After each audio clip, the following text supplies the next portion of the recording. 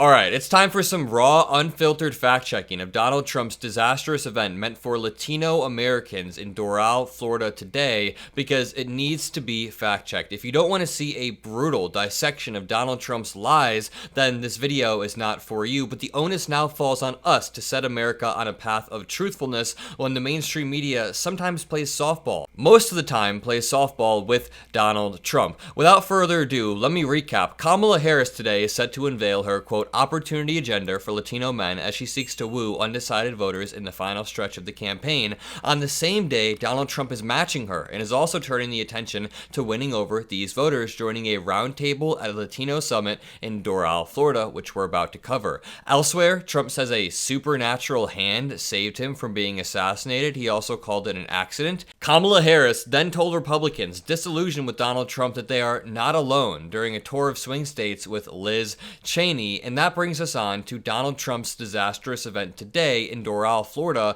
This is a clip of him calling VP Harris low IQ. And you know, to us, this type of bullying is not cool, but I feel like to this crowd, they like this stuff. If you put yourself in their shoes, they want to see VP Harris and the Democrats get owned, and this is what they see. We'll see what happens on November 5th, you know, let's see what happens. But there's something wrong with him, honestly. There's something wrong. And there's something wrong with her, too. She's slow. Low IQ, something, I don't know what the hell it is, but they lie. We don't need another low IQ person. We had one for 4 years, we don't need another one.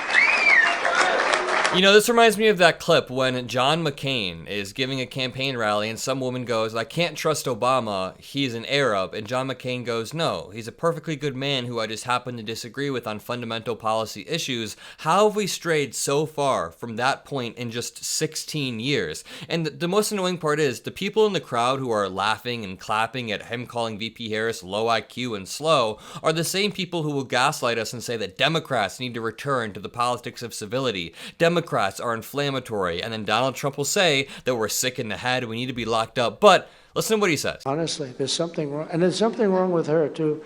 She's slow, low IQ. She's slow and low IQ. All right, if you want to play with those terms, let's listen to a video of Donald Trump from just a few days ago. 32 days, Mr. Congressman. 32, she's got, and the election will be in 32 days. 32 days. The teleprompter crashed. 32 days. She kept going. Oh, I would have loved to. You know, it kicked back in. It's called a kickback. Like some people know a lot about a kickback. It's called a kickback. They know in this administration. But no, it's a kickback. It kicks back in. This is the definition of being cognitively impaired or slow or low IQ or whatever Donald Trump wants to say. And part of it's a function of his old age. I mean, he's getting older. He's losing his mind. But even 10 years ago, he had a childlike understanding of the world around him because he's always been insulated in this rich world. I mean, the border has been an issue for decades and decades and decades. And his infantile solution is to build a big wall. That is something my 6-year-old cousin would come up with for a school project. Why don't we just build a wall on the border? No, it's a much more complex issue, especially considering the fact that over half of illegal immigrants were here on overstayed visas. So they come here legally for work or school, then they overstay a visa, so building a wall won't stop people from overstaying visas. It's just a terrible, terrible solution. But I think I demonstrated that Donald Trump is the one who is low IQ. Here's Donald Trump saying, quote, many people are saying if I lose, we won't have an election. And this is something I call the Trump feedback loop. I'll define that in a second, but just listen closely to what he's saying. Lunatic, and we can't take a chance on losing this election, because if we lose this election, we may not have a country anymore. We may not, we never, and I've heard this from a lot of very smart people that are very straight down the middle. They say, we may never have an election again in this country. This is where we're going. I used to say that if we don't do something, we all know what's happened with Venezuela. This was 20 years ago, one of the great countries of the world, and now it's troubled, to put it mildly. And I said it would be Venezuela on steroids, meaning a bigger version. That can happen. Who would think it can happen? But I see it because I see the people that we deal with. And these people they don't love our country. They don't love our country. Okay, so there's a lot to break down here, but I just want to start off by saying I've been trying to create terms for some of the stuff that we see Trump do so often because it needs to be called out in a very concise way. And this is something I call the Trump feedback loop. When he says, many people are saying, everybody has said, even legal experts and scholars have said, all of these people are saying, not only is it a salesman-like technique, but it's a feedback loop. So I wrote this definition. Yes, I wrote it in my notepad on my phone, but it says the Trump feedback loop, a self-perpetuating communication pattern in which Donald Trump generates a rumor or a false claim, amplifies it through repeated mentions, and subsequently asserts that many people are saying it, creating the illusion of widespread belief in the idea even when no external validation exists. Is that not a pretty perfect definition? So when I start saying Trump feedback loop, that's what I'm talking about. Leave a like and subscribe for that. But I mean, it's very true. He did it with the Haitian migrant thing as well. He said, I saw it on the TV. Basically what happens, and this is exactly what happened with the Haitian migrant story, is some conspiracy theory will blow up in some corner of Facebook. Somehow it'll make its way to TikTok, and then it'll blow up and make its way to Twitter, and then Donald Trump will see it, and then Donald Trump repeatedly boosts the conspiracy theory over and over until eventually Fox News begins to cover this conspiracy theory. Then CNN begins to rebut Fox News' coverage, but by that point, Donald Trump can just take this Fox News clip and say, look at this, everybody's saying it. So again, it's a self-perpetuating cycle, and it's pretty messed up. Here's Donald Trump talking about solar energy, acting like he cares about animals. A solar field the other day that looked like it took up half the desert. I'd never saw anything like it. It's all steel and glass and wires, and it looks like hell. And you see rabbits, they get caught in it, and for the environmentalists, it's just terrible. I like, some applications where you have it on a roof or you have it on.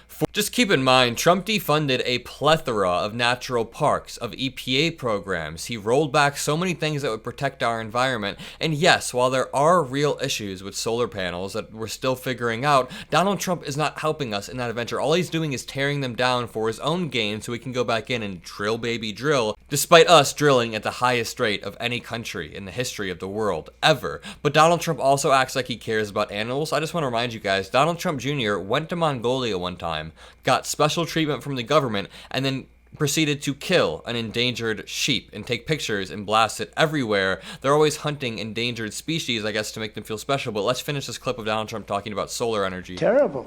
I like, some applications where you have it on a roof or you have it on something, but I'm looking at solar fields that are like miles and miles of just, and what it does to your desert areas or the areas that you're putting, it's just crazy. We have stuff right under the ground. Natural gas. We have things that Because we have so many other uses for the desert right now. And let me just say, Florida itself could be a leader in the world for solar energy. It could be breaking ground, but it won't because people like Donald Trump are spewing disinformation to the Latino voters of, this is Trump demanding that Kamala Harris or her father subject himself to an interview with the fake news. Left. We can't have a person. She's a Marxist. Her father's a Marxist professor. By the way, the fake news, look at all of them. Where is the father? We should interview because I'd find it interesting to see what he has to say. He's, I don't know, they seem to have a problem, but it would be nice to interview the father. He's a Marxist professor, and I think that's okay. That's good, fine. But I think it's appropriate that the father be interviewed by the fake news. They don't want to interview him, and I wonder why. This is the same as saying, why don't they interview Barron Trump? Why doesn't Barron Trump get in there? Barron Trump has nothing to do with the Trump campaign in the same way that Kamala's father has not made a single appearance. Those two things are perfectly equivalent because neither people have made an appearance. Barron or Kamala's father, why would they need to do an interview? Why would that be relevant whatsoever? And I do want to point out that the last time Kamala did an interview with the fake news, which would be Fox News in this case, this is what happened the next day. Harold, I did make a mistake, and I want to say that mistake. When I called for a soundbite, I was expecting a piece of the enemy from within, from Maria Bartiromo's interview, to be tied to the piece from your town hall, Harris, where you asked the former president about the enemy from within. So, Kamala Harris did an interview with the fake news herself, the actual fake news, Fox News, and she got an apology the next day. Here's Donald Trump claiming that electric car changing stations cost $9 trillion. Think of it. They want to go to all electric cars, the whole thing electric. They need $9 trillion, I read the other day, to do a charging station, Max. He owns the gasoline stuff. And to do a charging station, think of it. I love how awkwardly quiet it is. I think everybody's a little bit scared. They're like, why is this dude ranting on? He also called hybrid vehicles hybrids. I want to show you this clip of Donald Trump, and it's a cult-like environment. Take a listen. Mr. President, I can't believe your courage, your fight, and I know why you're doing this. You're not doing it for anything but because you love this country, you love us, and we love you. And there's a big day coming up, November 5th. It's existential for this country. Yeah. And there's a day about 30 days later, 20 some days later, which is Thanksgiving. And I'm looking for the day where we can sit around the table and thank God that President Trump is the 47th President of the United States. He's going to bring this country back. This is some weird stuff. This guy just confessed his love for Donald Trump, presumably in front of his wife. This man is telling Trump he loves him, and his wife's looking there like, oh, you love Donald Trump. Okay. I want to show you this next clip of Donald Trump doing some Latino outreach. It seems like this may be a QAnon-adjacent event. Just listen to what's being said. And I am very grateful with you, Mr. President, dear amigo, dear hermano, because of you hosting a private screening in your house, because of you endorsing Sound of Freedom.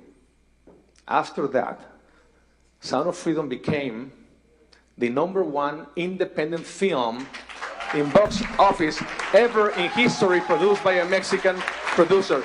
Thank you for that. Thank you for the incredible hard work you're doing. Thank you for putting the children first. And that's why it's so important is for all the media.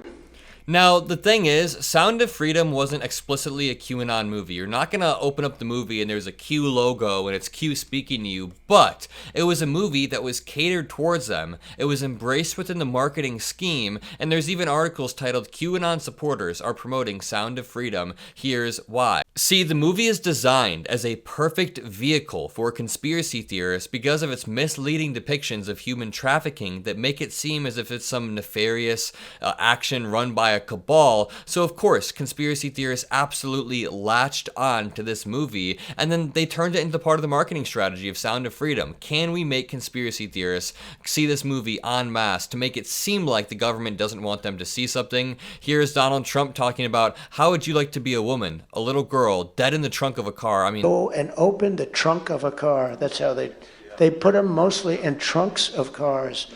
How would you like to be a woman, a little girl, this is some weird little boy in the trunk of a car? That's how they find them. A lot of times they're dead because of the heat. They drive through. By the time they get to the destination, they open the trunk and they're dead. Maybe if we had more asylum judges so people could get processed easier, maybe if we had more funding for Border Patrol agents and for those courts and judges, this would not be happening. Either way, if you enjoyed this video, if you appreciate what I do, drop a like, subscribe, have a great rest of your day, and peace out.